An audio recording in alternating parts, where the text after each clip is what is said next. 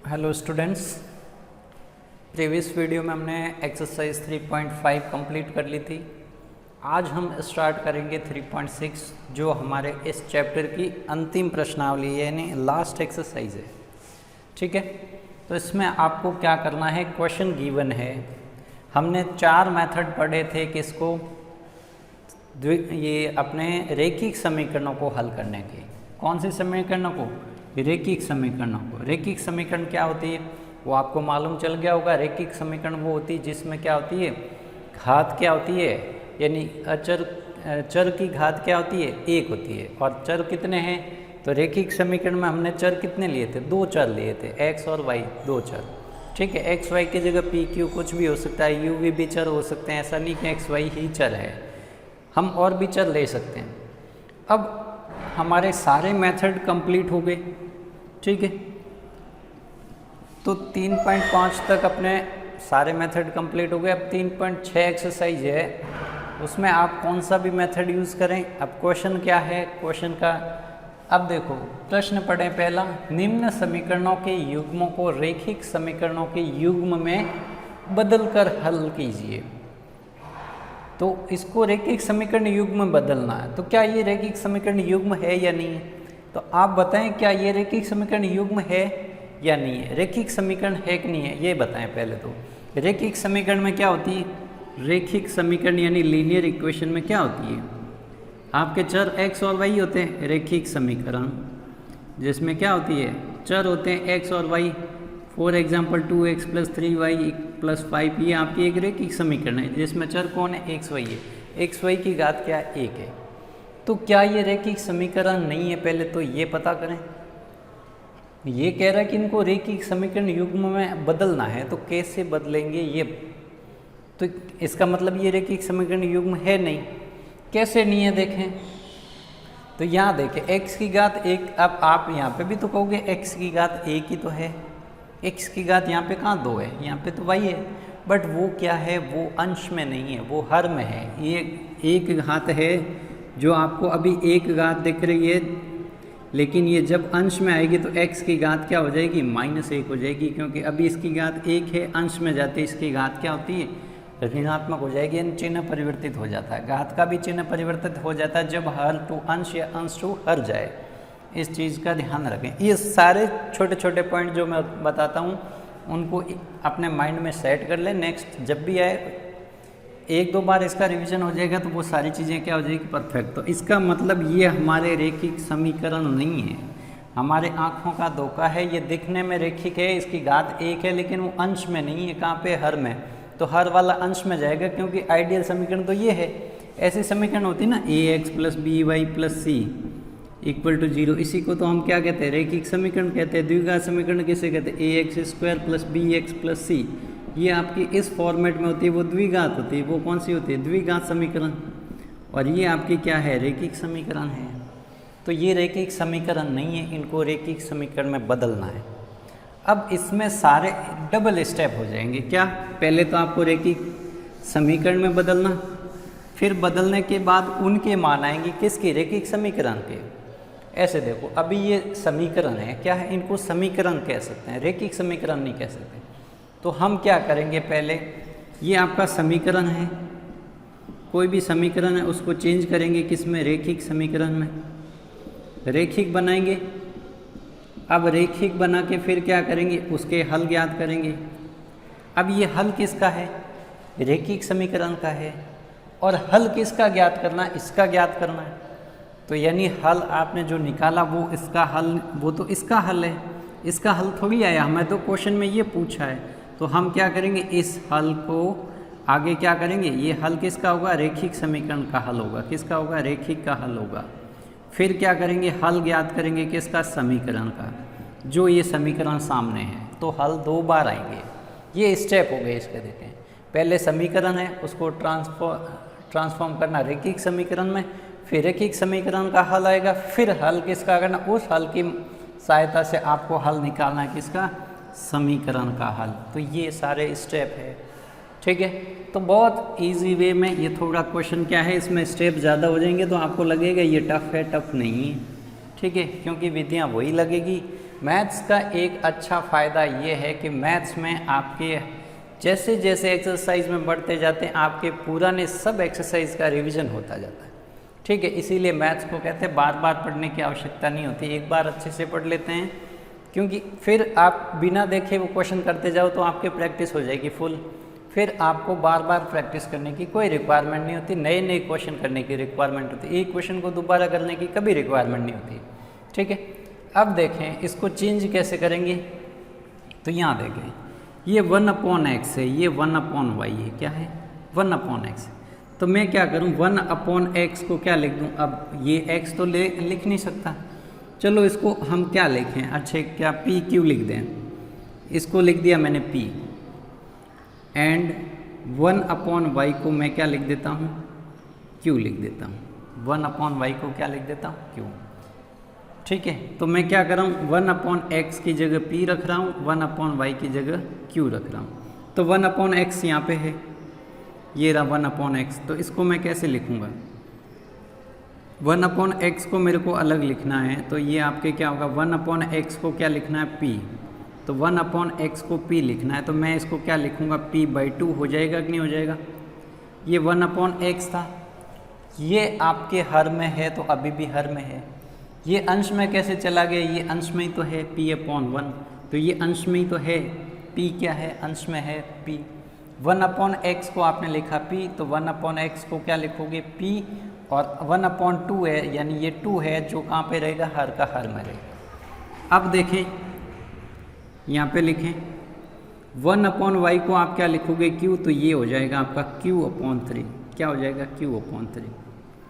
क्या अब रेखिक समीकरण है, हाँ अब रेखिक समीकरण बन गई, क्योंकि p और q कहाँ पे आ गए अंश में आ गई, p और q क्या है आपके क्या है चर है। ठीक है, सेम टू सेम समीकरण 2 में ये आपकी समीकरण 1, ये समीकरण 2, ये आपकी समीकरण हो जाएगी 3, इनको क्या लिखना है समीकरण 1 व 2 में रखने पर, समीकरण 1 एवं समीकरण 2 से, ठीक है, या 2 में ये मान आपको क्या करना है प्रतिस्थापित करना है। अब देखें ये 1/x को क्या लिखना है, 1/x को p लिखोगे तो ये आपका p/3 हो जाएगा, ये 1/y को क्या लिखोगे q लिखोगे तो ये q/2 हो जाएगा, ये 13/6। अब क्या करें फ्रैक्शन है एलसीएम आएगा, 3 और 2 का एलसीएम 6 आता है, 6 आपका एलसीएम है, 6 क्या है एलसीएम है। एलसीएम कैसे निकालना है, दोनों में से 2 और 3 में से बड़ा नंबर कौन है 3, क्या 3 में 2 का भाग जाता नहीं जाता, तो 3 का पहाड़ आगे बोलें, 3 दूनी 6, 6 में क्या 2 का भाग जाता है 2 का जा रहा, तो 6 क्या हो गया एलसीएम हो गया। ठीक है, अब देखें 2 का भाग 6 में कितनी बार जाता है 3 बार, तो इसको 3 से गुना कर देंगे, ये 3p हो जाएगा। 3 का भाग 6 में कितनी बार गया 2 बार गया, तो 2 से गुना हो जाएगा, 2 × q 2q हो जाएगा। ठीक है, ये 2, अब इसको 6 को कहाँ गुना कर दें, 6 को गुना करें, ये भाग में है तो कहाँ चला गया सामने गुणे में। ठीक है, तो ये हो गया आपके काम। तो अब ये रेखिक समीकरण बनी कि नहीं बनी, अब बन गई रेखिक समीकरण। अब आपने ट्रांसफॉर्म कर दिया इसको रेखिक समीकरण में, जिसमें चर p और q है। हम फिर क्या करेंगे, अब ये रेखिक समीकरण बन गई, ऐसे कैसे इसके भी बनाओ। ठीक है, तो इसको 3 नहीं देके इसको दे दो 3 समीकरण। अब देखो इसमें भी एलसीएम 6 ही आने वाला है 3 की टेबल में, यानी 3 के पहाड़ में 6 कितनी बार आता है 2 बार, तो 2 से गुना हो जाएगा p, 2p प्लस का प्लस 2 का भाग 6 में कितनी बार जाएगा 3 बार जाएगा, तो 3 गुना q क्या हो जाएगा 3q हो जाएगा, ये 13/6 एज इट इज़। अब देखें 2p प्लस 3q, ये 6 से 6 कैंसिल कर दूं क्या, कैंसिल कैसे होगा, तो कैंसिल ये ऐसे होगा कि ये 6 भाग में है इसके गुणे में चला जाएगा। ठीक है, तो चलो स्टेप कर ही लेते हैं, आगे हम इसको डायरेक्ट कैंसिल कर सकते हैं, 6 से 6 कैंसिल हो जाएगा। ठीक है, तो क्या 2p plus 3q equal to कितना आया 13, ये आपकी समीकरण नंबर क्या है 4 है। तो अभी हमने क्या किया, अभी हमने कुछ नहीं किया था, समीकरण था आपका कैसा समीकरण था, बीजगणित समीकरण था, जिसको हमने चेंज किया किसमें रेखिक समीकरण में। अब रेखिक समीकरण के हल ज्ञात करने हमने सीखे हैं। तो अब आपको जो भी पसंद हो मेथड, कौन सा भी मेथड पसंद हो, आपको सबसे ज़्यादा पसंद कौन सा है वो लगाओ। तो आपको विलोपन पसंद है तो विलोपन लगाओ, आपको पसंद है वज्र गुणन है तो वज्र गुणन लगाओ, सब्स्टिट्यूशन यानी प्रतिस्थापन पसंद है तो प्रतिस्थापन लगाओ, आपकी चॉइस है। आलेख विधि तो काम नहीं आएगी क्योंकि बहुत लंबा मेथड होता है, उसके लिए ग्राफ पेपर की भी रिक्वायरमेंट होती है, तो वो काम कोई करता ही नहीं। तो मैं इसको क्या करूं, समीकरण 3 और समीकरण 4 को कौन से मेथड से, इसको विलोपन यानी एलिमिनेशन मेथड से मैं इसको करता हूं। ठीक है, अब देखें कैसे करेंगे। तो इसको मैं 2 से गुणा करवा दूंगा, इसको मैं 3 से गुणा करवा दूंगा। ठीक है, तो इक्वेशन यानी समीकरण P के गुणांक समान बनाने के लिए गुणांक क्या करने हैं, गुणांक समान बनाने के लिए समीकरण 3 को, अब समीकरण 3 है, इसको किससे गुणा करेंगे, तो इसके गुणे में कौन है 2, तो इसको 2 से गुणा कर दें। 2 से गुणा करने पर 2 से एवं समीकरण 4 को, समीकरण 4 को किससे गुणा करेंगे, तो समीकरण 4 के गुणे में 2 है तो इसको 3 से गुणा कर दो, तो ये भी 6 हो जाएगा, ये भी 6 हो जाएगा। समीकरण 4 को 3 से गुणा करने पर, अब गुणा करते हैं, गुणा। अब देखिए क्वेश्चन बहुत बड़ा है, मैंने वो पार्ट रफ कर दिया है। अब ये क्वेश्चन नंबर यानी क्वेश्चन नंबर आपकी ये 3 और ये 4 हमारे हमने यहाँ पे अभी निकाली थी।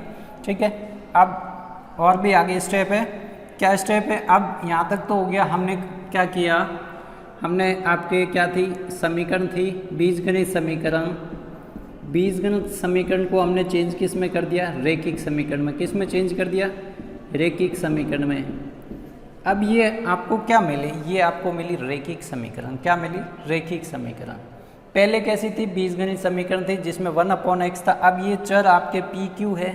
अब हम चरों का हल ज्ञात करेंगे, यानी अब क्या ज्ञात करेंगे, अब हम ज्ञात करेंगे, हल ज्ञात करेंगे रैखिक समीकरण का हल। किसका, रैखिक समीकरण का हल ज्ञात करेंगे। अब रैखिक समीकरण आपके कौन सी है, तो ये 3 और 4 आपकी क्या है, रैखिक समीकरण है। अब इसको हल करने के लिए आपके पास बहुत सारे मेथड है। ठीक है, तो कौन सा मेथड आपको पसंद है, तो मैं इसमें करूँगा विलोपन मेथड, एलिमिनेशन मेथड। क्या करूँगा, गुणांक बराबर कर दूँ, P के करूँ या Q के, आपकी चॉइस है, किसी के भी गुणांक बराबर करो। ठीक है, तो मैं P के कर देता हूँ। P के गुणांक बराबर करने के लिए क्या करूँगा, इसमें P का गुणांक क्या है 2, तो इसको 2 से गुणा कर देता हूँ। इस पे इसका गुणांक क्या है, P का 3 है, तो इसको मैं 3 से कर देता हूँ।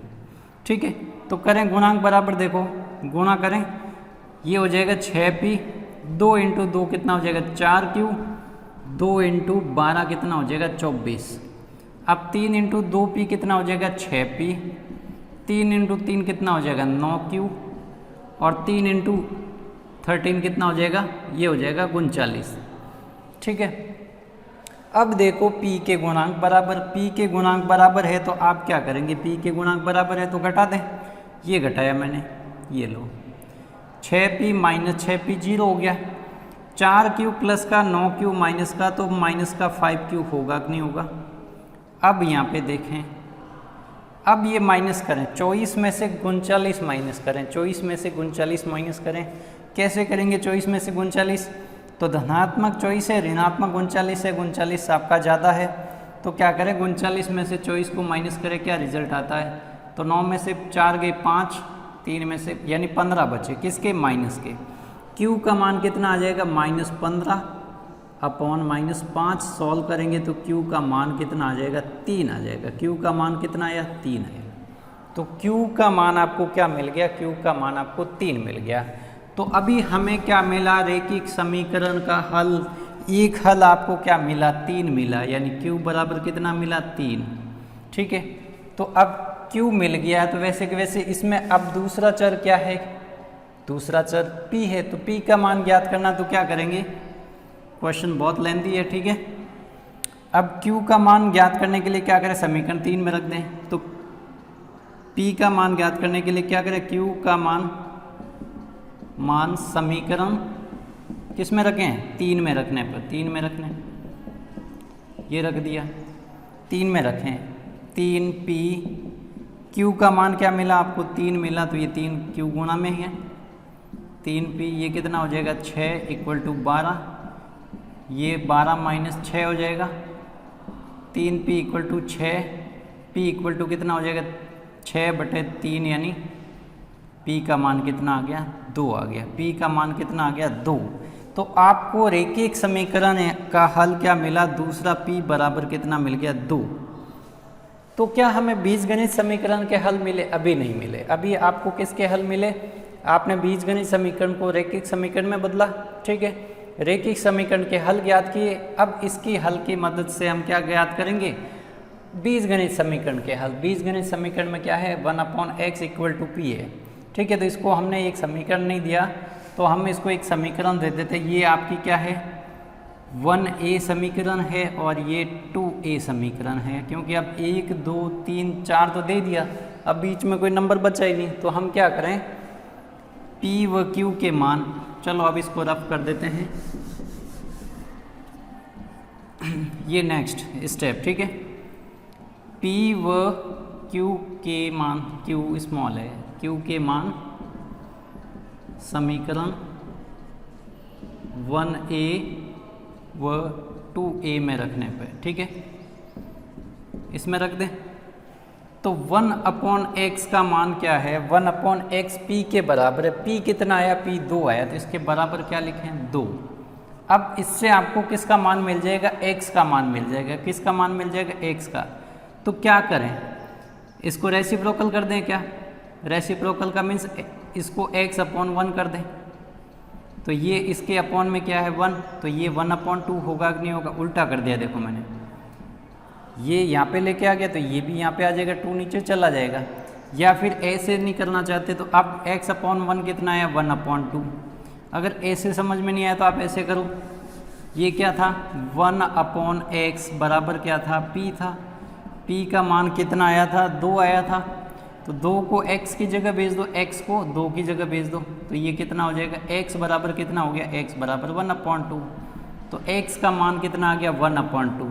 अब आपकी समीकरण थी बीजगणित समीकरण, जिसका कोई नाम नहीं, इसको रैखिक भी नहीं कह सकते। तो बीजगणित समीकरण में आपका चर क्या था 1/x था, या x कह सकते हैं। तो x की वैल्यू क्या आई 1/2। अब क्या करें, सेम टू सेम आपको फाइंड करनी किसकी, y की। तो y की समीकरण क्या है, तो ये 1/y q के बराबर है। 1/y किसके बराबर है, q के बराबर है। तो q का मान कितना है, q का मान 3 आया कि नहीं आया, q का मान 3 आया। तो y का मान कितना आ जाएगा, ये 1/y है, तो y का मान कितना आ जाएगा 1/3। कैसे आएगा, देखो इसको इसके प्लेस पे भेज दो, तो ये y इक्वल टू क्या हो जाएगा 1/3। तो y का मान कितना आ गया 1/3, x का मान कितना आ गया 1/2।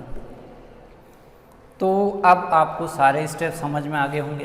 पहले हमने क्या क्या था, ये आपके पास कोई बीजगणित समीकरण थी, यानी ये समीकरण थी, इसके युग्म था कि नहीं था, 2 समीकरण थी, उसको हमने चेंज किया, किस में बदला, रैखिक समीकरणों में बदला। फिर रैखिक समीकरणों में हमने चर क्या लिए, p q लिए। हम u v भी ले सकते हैं, r s भी ले सकते हैं, आपकी चॉइस है, जो भी लेना है ले सकते हैं, उससे कोई फ़र्क नहीं पड़ेगा, क्योंकि वापस आपको आंसर तो वही बताना x के मान, ठीक है। फिर हमने हल किसके ज्ञात किए, जो हमने रैखिक समीकरण बनाई है उसमें जो चर थे उनका मान ज्ञात किया, ठीक है। वो मान किसके सामने रखा, हमने किसको माना, तो हमने ये माना था 1/x को क्या माना था p, 1/y को क्या माना था q। तो यहाँ पे हमने मान रख दिए, तो ये चारों मान मिल गए। अब चेक करना आपका आंसर राइट है या रॉन्ग है, तो यहाँ पे रख दो। 1/x का मान क्या है, सॉरी x का मान क्या है 1/2, x का मान क्या है 1/2, x की जगह क्या रखना है 1/2। 1/2 तो अपॉन कहाँ चला जाएगा, इसके गुणे में, ठीक है।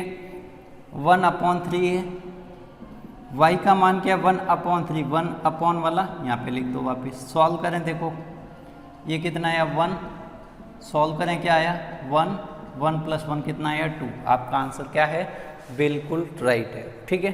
तो ये था क्वेश्चन, इसमें थोड़े स्टेप ज़्यादा बढ़ गए, क्योंकि अब देखो बीच वाला पार्ट तो हमने किया ही था, स्टेप सेकंड और थर्ड तो हमने सारे क्वेश्चन में किया। अब 1 स्टेप नया है, उसको ट्रांसफॉर्म किया, किसमें हमने चेंज किया उसको रैखिक समीकरण में, रैखिक समीकरण का हल ज्ञात किया। फिर उस हल की मदद से किसके, ये इस समीकरण के हल ज्ञात कीजिए। ठीक है, तो ये था आपका पहला प्रश्न, आपको समझ में आ गया होगा। और भी क्वेश्चन करेंगे, आपको सब कुछ समझ में आ जाएगा। ठीक है, अब देखिए आपके पास सामने दूसरा प्रश्न है। इसमें क्या किसको मानना है, ये माना ये अब 1/x को क्या मान लूँ मैं, p मान लूँ, एवं क्या करूँ, और 1/√y को क्या मान लूँ, q मान लूँ। देखो तो ये 1 है, 1/√x क्या है, p, तो यहाँ पे 1/√x p, तो ये कितना हो जाएगा 2p, कितना हो जाएगा 2p।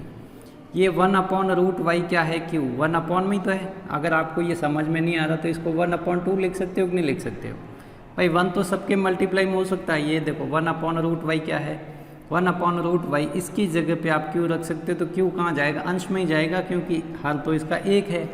ठीक है, इस चीज़ का ध्यान रखें। तो ये कितना हो जाएगा, तो ये भी आपका क्या हो जाएगा, 3q हो जाएगा। कितना हो जाएगा, 3q बराबर कितना हो जाएगा, 2। ठीक है, तो ये समीकरण क्या है, अब इसका नाम दे 1। ठीक है, या ये मान क्या करें, इसको दे दें 1। ये आपका 2 समीकरण, ये आपका 2a कर लो, या 1a कर लो, एक ही लो इसको। ठीक है, एक ही समीकरण, तो सेकंड a। अब ये मान हमने वहाँ पे रखे, ये आपकी समीकरण हो जाएगी 3। ठीक है, समीकरण 4 कैसे बनाएंगे, 1/√x को क्या लिखेंगे, तो 1/√x को p लिखेंगे, तो ये कितना हो जाएगा, 4p हो जाएगा, और -9q हो जाएगा, और इक्वल टू -1। ये समीकरण आपकी क्या है, 4 है। ये समीकरण आपकी क्या हो गई, 4। ठीक है, अब इसको सॉल्व करेंगे तो गुणांक बराबर करें, तो इसको सिंपली 2 से गुणा कर दूं, क्या 2 से गुणा कर दूं, इसको 1 से कर दूं, क्योंकि 2 × 2 ये 4 हो जाएगा। अब हमने क्या कर दिया, हमने इसका रेखिक समीकरण बना दिया। रेखिक समीकरण के हल ज्ञात करते हैं कौन सी विधि से, विलोपन विधि से। देखें तो ये कितना हो जाएगा, ये आपका 2q, चलो इसको नाम देने की रिक्वायरमेंट कर देते हैं। ठीक है, दे दिया इसको। ठीक है, आपको लाइन लिखनी है, समीकरण 3 को 2 से गुणा किया, समीकरण 4 को किससे गुणा किया, 1 से। समीकरण 3 को 2 एवं समीकरण 4 को 1 से गुणा करने पर, ठीक है, गुणा करते हैं, क्या आ जाएगा, 2 दूनी 4p आ जाएगा। ये कितना आ जाएगा, 6q। ये 2 × 2 कितना आ जाएगा, 4। एक चीज़ का ध्यान रखना, गुणा करना नहीं भूलना है, सामने भी गुणा करना है, यहाँ पे भी गुणा करना है, सामने भी करना है। 1 × 4 4p, ये माइनस का 9 1 से ही गुणा हो रहा तो सेम ही आएंगे। अब क्या कर देंगे, घटा देंगे तो चिन्ह परिवर्तित हो जाएगा। 4p - 4p, 6q - 9q कितना हो जाएगा, 6 और 9 कितना हो जाएगा, 6, दोनों धनात्मक है, 15q हो जाएंगे। कितने हो जाएंगे, 15q। ये कितना हो जाएगा, 5 हो जाएगा, 4 और 1 5। q का मान कितना आया, q का मान 5/15 आया। कितना मान आया, 5/15। ठीक है, अब क्या करें, अब देखें q का मान कहाँ रखें, q का मान समीकरण 3 में रख दें। q का मान समीकरण 3 में रखने पर, ठीक है, समीकरण 3 में रख दें। ये रहा q, 5/15, इसको सॉल्व कर दो ना, ये कितना आ जाएगा q, 5 × 5, 5 × 15, तो 1/3 आ जाएगा। q का मान कितना आया, 1/3। ठीक है, q का मान कितना आ गया, 1/3।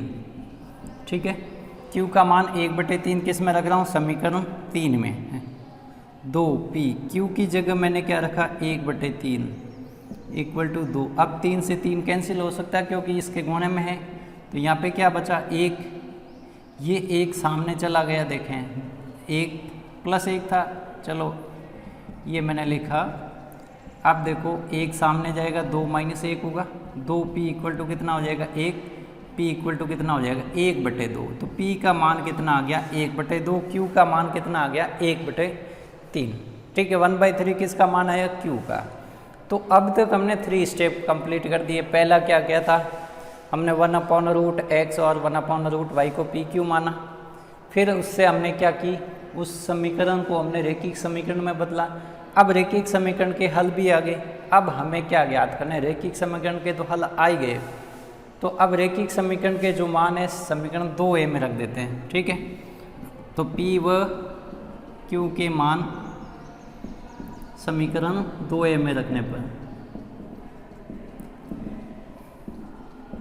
रख दें 1/√x, ये किसके बराबर है, p के बराबर है। p का मान कितना आया, p का मान 1/2 आया।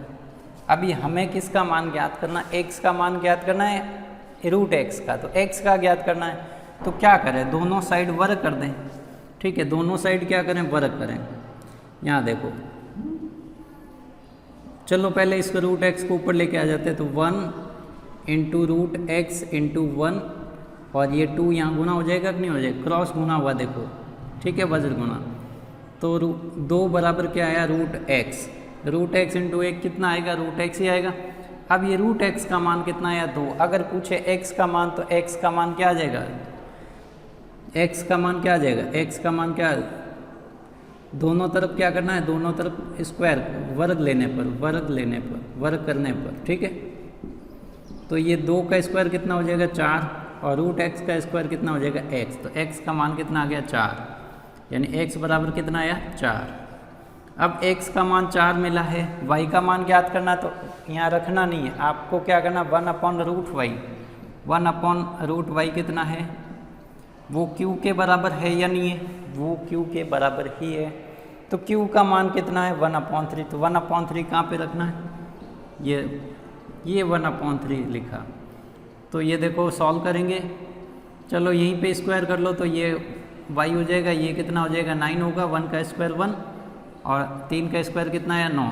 तो y का मान कितना आ जाएगा, y का मान आ जाएगा 9, ठीक है, y का मान कितना आ जाएगा, 9। कैसे है, y सामने 1 के साथ गुना में, 9 1 के साथ में गुना में, या फिर इनको रेसिप्रोकल कर दो, दोनों को उल्टा कर दो ना, ये y/1 हो जाएगा, ये 9/1, 9/1 कितना हो जाएगा, 9, ठीक है।